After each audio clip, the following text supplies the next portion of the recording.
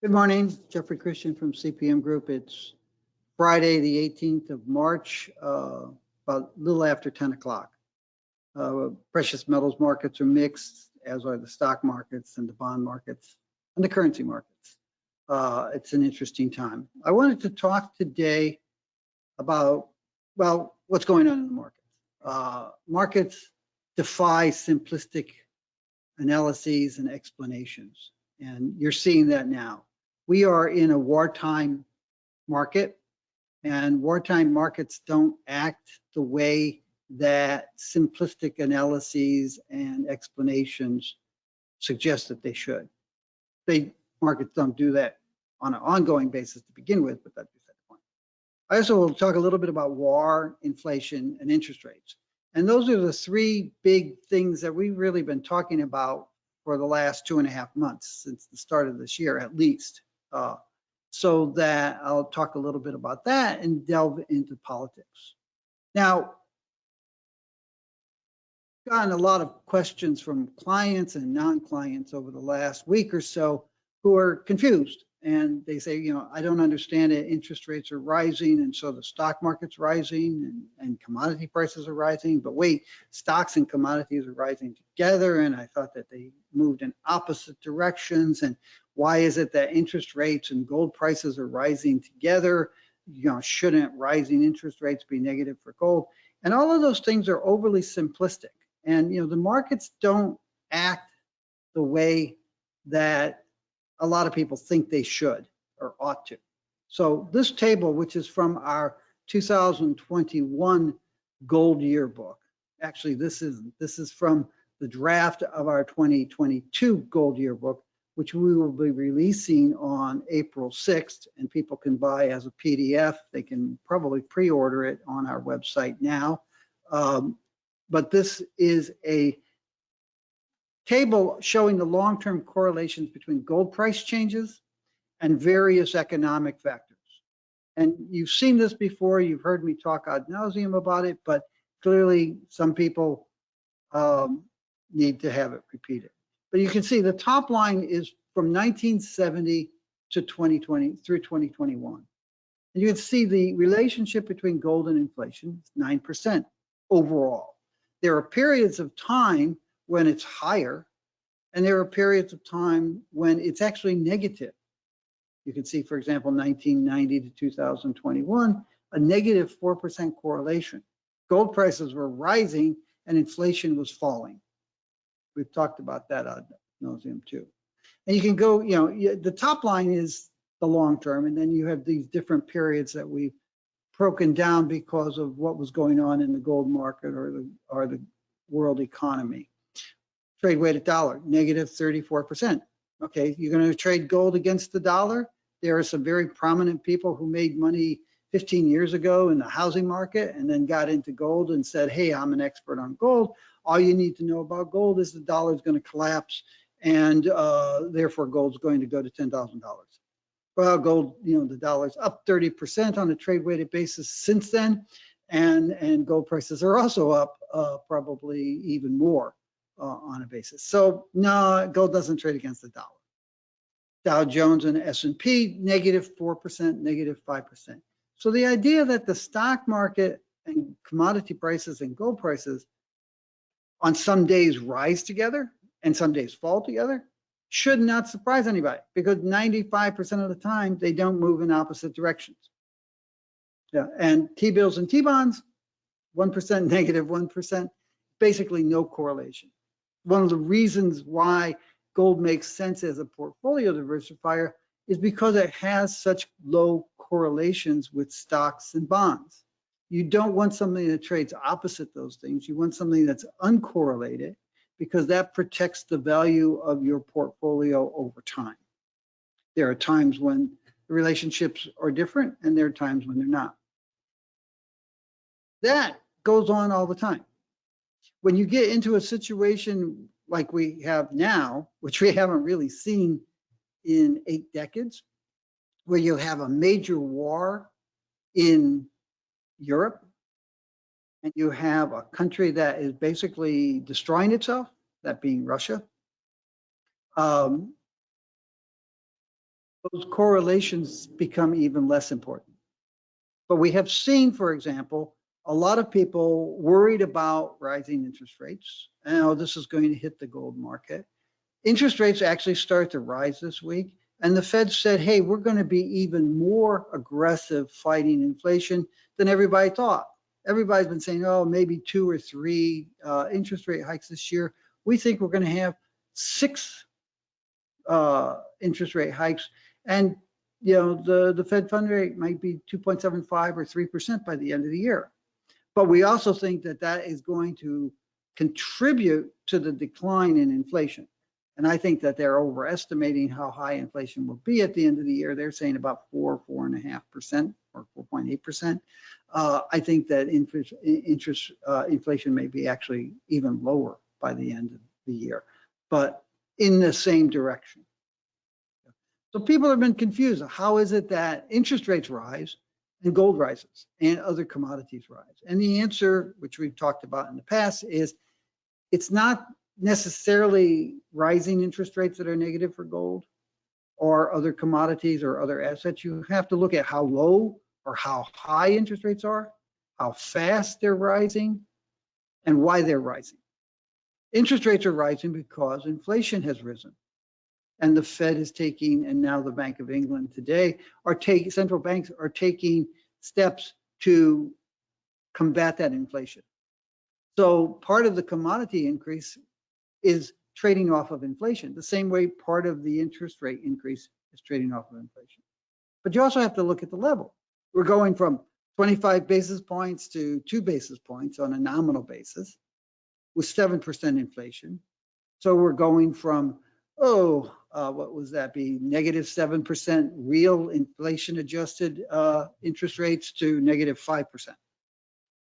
That's not going to really cause a lot of investors to say, why do I need gold? I can earn a negative 5% interest on a 10-year bond. Not going to happen. So the level and the rate are also very important. But we've talked about that before. Now you've got a very broken field right now where you've got commodities and currencies and stocks and bonds all reacting to inflation, all reacting to interest rates, all reacting to fiscal policy, which people tend to overlook, but it's extremely important and it's extremely inflationary. It's been extremely inflationary for 2 years during the pandemic. And now with the war, the Russian invasion of Ukraine, its fiscal policy is extremely expansive. Again, because when you get into a war, whether it's a recession or a financial economic war against economic strictures, or a shooting military war, or a war against a germ, you throw whatever assets you need to win that war. And you worry about sterilizing the inflationary consequences after you've won the war. Then if you lose the war, the inflationary consequences are kind of meaningless because you got much bigger issues. And that's where we are right now. So you should expect to see stocks and bonds and commodities and gold and interest rates flop around for the duration of the war, which is going to be for a while now. I wanted to turn my attention away from financial markets to military and political issues, because obviously they're very important. And I think there's a lot of things going on there that aren't necessarily lost or understood. First, let's talk about Russia and Vladimir Putin. Putin has made a decision to start this war.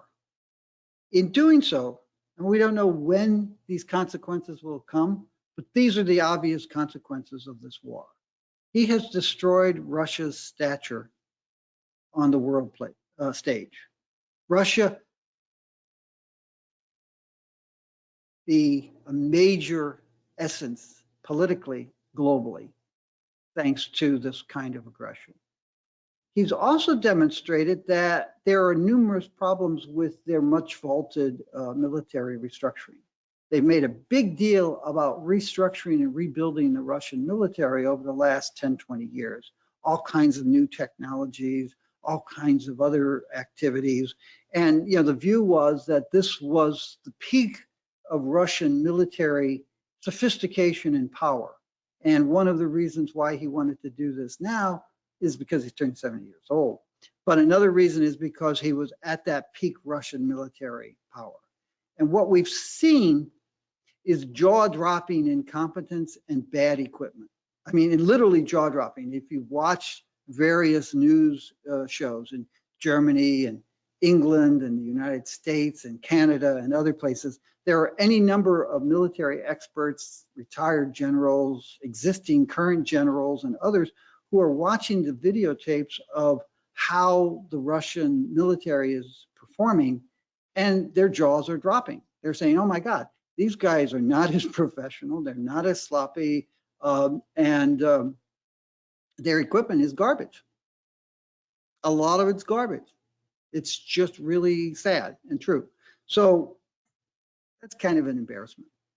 And he's impoverished Russia monetarily, financially, economically, militarily, politically, culturally. You've had more than 100,000 wealthy, intelligent, informed, educated, professional Russians emigrate in the last 3 weeks permanently.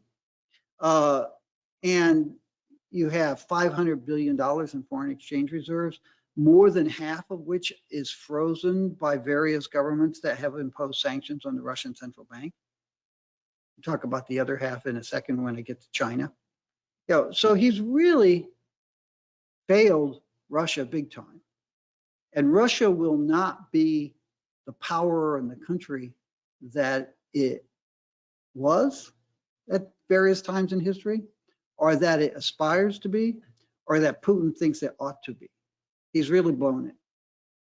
Turning to China, China has been relatively silent about Russia's attack.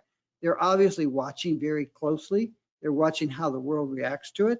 They have designs on Taiwan. They're cracking down in Hong Kong. They have designs and complaints about other places that they said 5,000 years ago was part of China and it should be part of China again.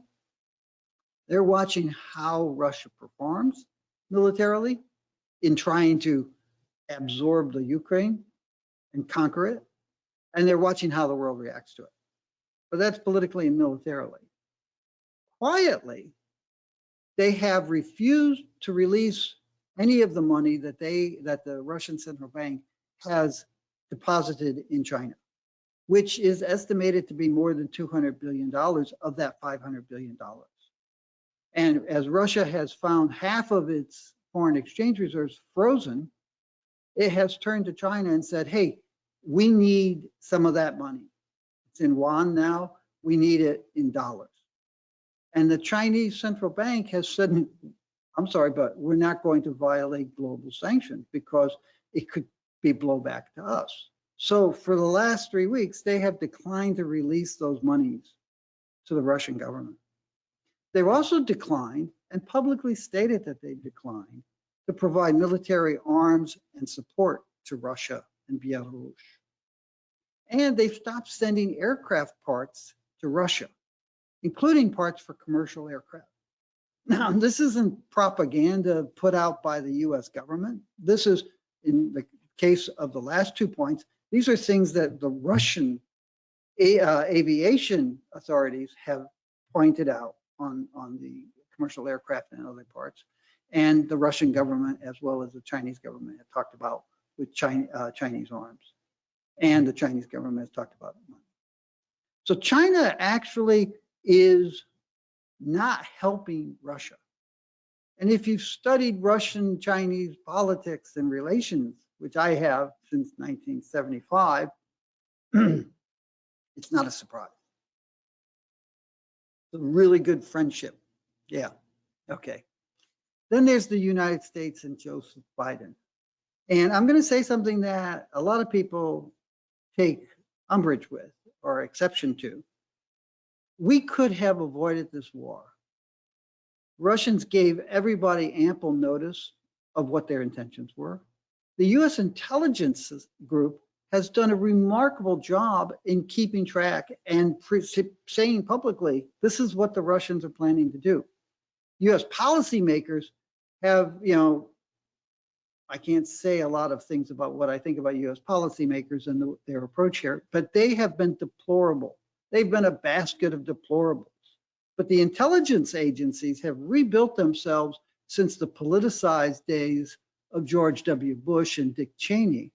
And they have done a remarkable job in calling things. And that's really worrisome because they've also said that Russia's back militarily is up against the wall. And, there's a basic military rubric. You fight a war with the most powerful weapons that you have.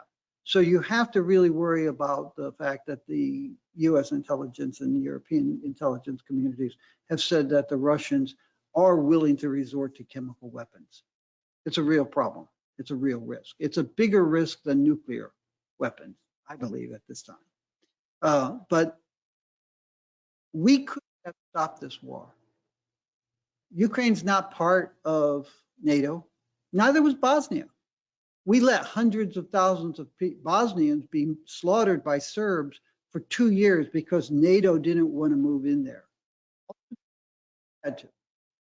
And the parallels between the lack of early response in Bosnia and the lack of early response in Ukraine are astounding. And back during the Bosnian war, Clinton administration, we were saying, look, when NATO said we don't want to go into Bosnia, the US should have pivoted to the Arab League and said, NATO doesn't want to do this. Do you guys want to partner with us? This is a humanitarian crisis, and foreign policy extends from domestic policy. And if I see my neighbor being beaten up by the guy who lives on the other side of my neighbor from me, even if I'm not in the same church or the same school or the same community as my neighbor, I have a moral obligation to go in there and protect my neighbor from the person attacking them. It's a moral obligation in virtually every religion in the world.